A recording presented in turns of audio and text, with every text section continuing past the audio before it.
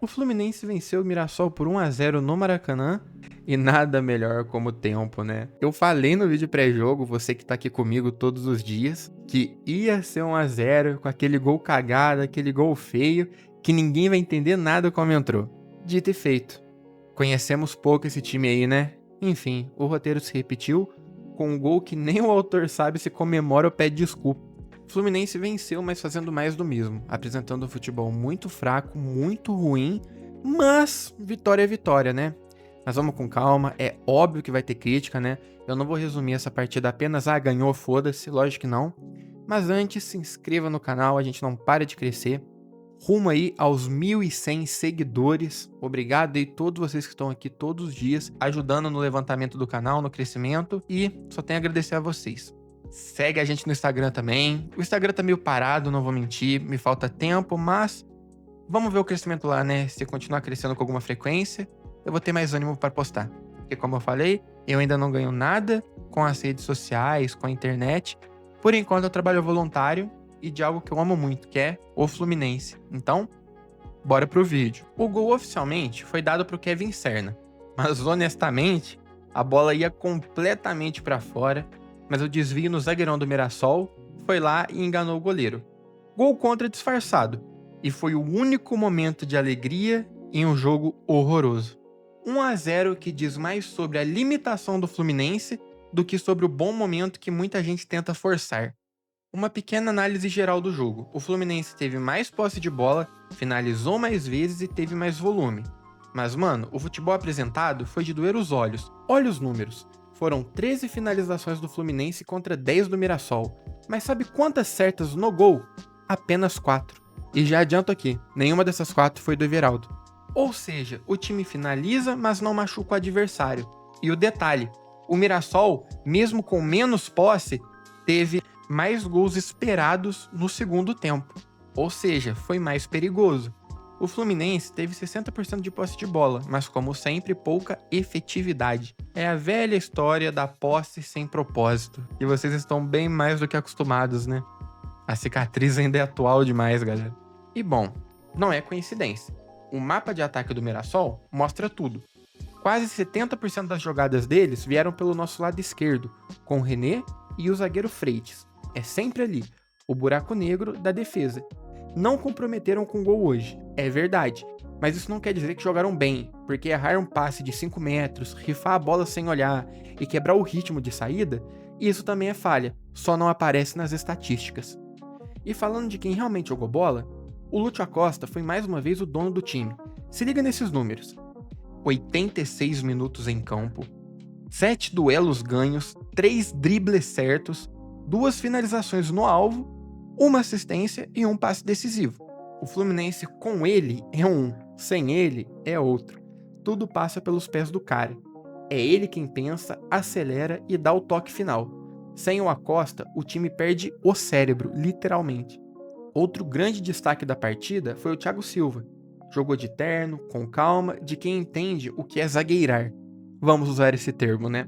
Se liga só, ele teve 43 ações com a bola, 33 de 37 passes certos, isso é absurdo, 3 cortes e 3 recuperações. O cara não dá bote errado, antecipa e acalma o time. É um líder silencioso, o alicerce da defesa. E sinceramente, só com ele o sistema ainda se sustenta. Mas imagina se ele tivesse um companheiro de zaga digno. É muita sacanagem o que fizeram com o Thiago Silva na volta dele pelo clube, dando esse time merda. Sendo que o Fluminense teve um ano de maior arrecadação da sua história. Mas vamos celebrar, né? É momento de celebrar, como diz o presidente. E uma pequena menção ao Canóbio, que é raça pura. Não é craque, não é refinado, mas é o cara que se mata em campo. 7 recuperações, 5 passes decisivos, 2 cruzamentos certos, bons números, mas não para um ponta. Acabou errando 3 finalizações, não acerta drible e ainda peca no último passe. Falta capricho, concordo. Falta qualidade no último passe, concordo. Mas dentro do elenco atual, ele é um dos poucos que entrega intensidade. É quase um volante ponta. Faz o papel sujo e ajuda o sistema a respirar. Indo agora pro trio do caos: Everaldo, Freitas e René. Bom, já virou rotina ficar citando os três. O Everaldo perdeu a grande chance do jogo, num lance inacreditável. A Costa enfia uma bola absurda pro René na ponta, que cruza, sim, o René cruzou direitinho pro Everaldo. E o que o Everaldo faz? Dá um voleio, irmão. Um voleio. Um gol feito, ficando cara a cara. Ele podia dar aquela cabeceada firme, ele tentou um voleio. Aí você pode pensar, caralho, mas deve ter sido aquele voleio que pegou de jeito, o goleiro espalmou. Foi nem no gol, meu amigo. O Everaldo teve 3 finalizações na partida, nenhuma certa e uma chance clara desperdiçada. É o retrato do ataque do Fluminense. Tenta ser bonito quando só precisava ser eficaz. É muito toquezinho, muito pipipi, popopó. Chuta essa porra no gol, cara. Bom, não é à toa que o Everaldo tinha bizarra estatística.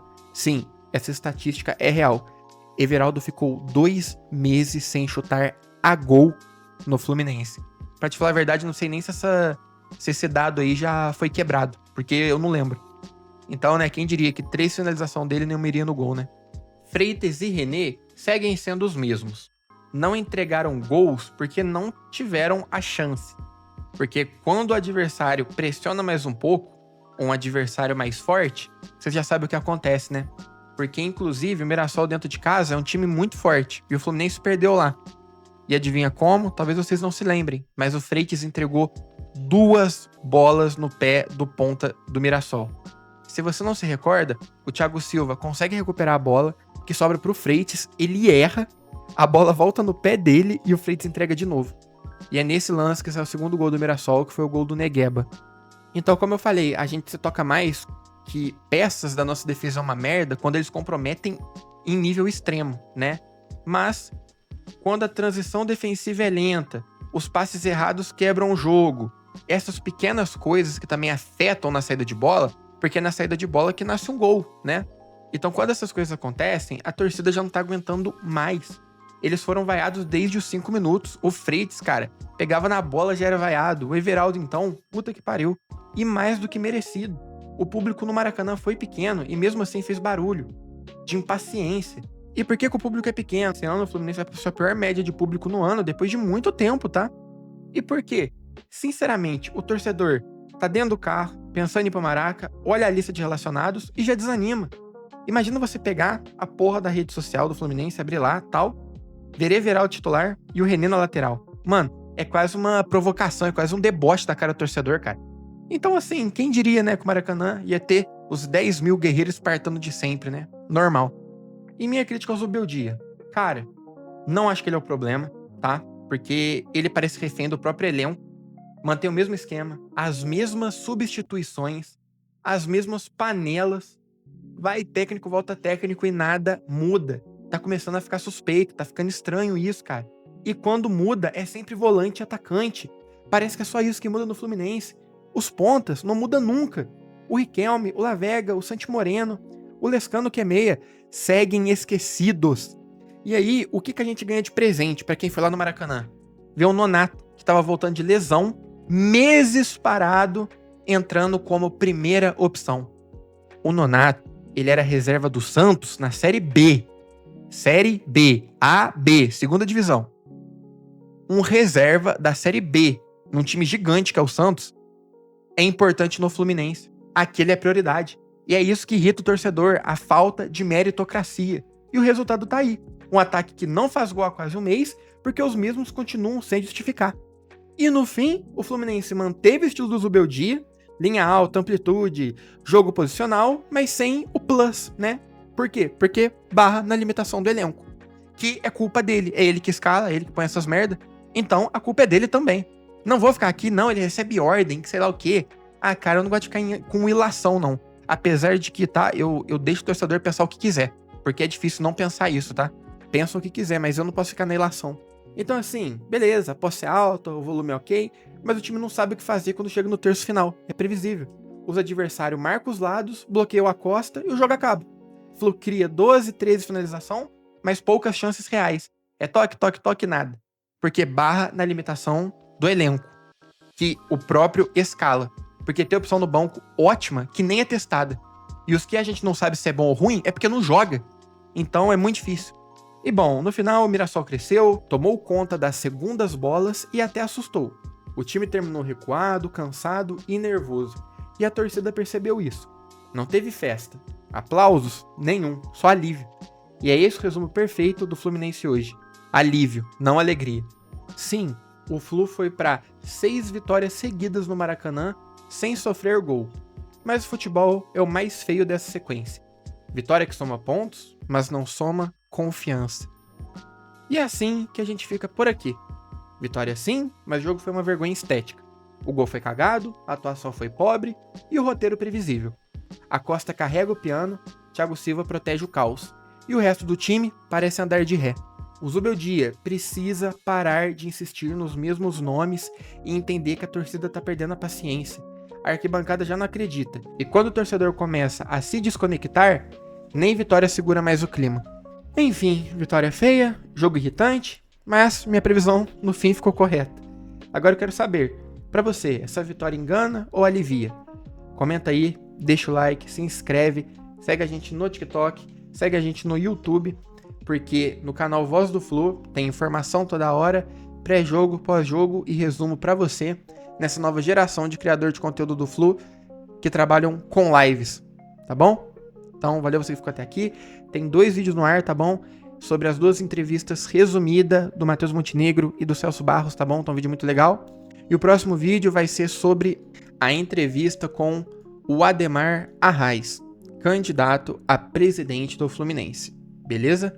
Então, vejo vocês aí nesse próximo resumo. Vou virar live pra vocês e trazer tudo mastigadinho, como vocês estão acostumados, com qualidade e profissionalismo. Valeu, pessoal. Um abraço. Tamo junto.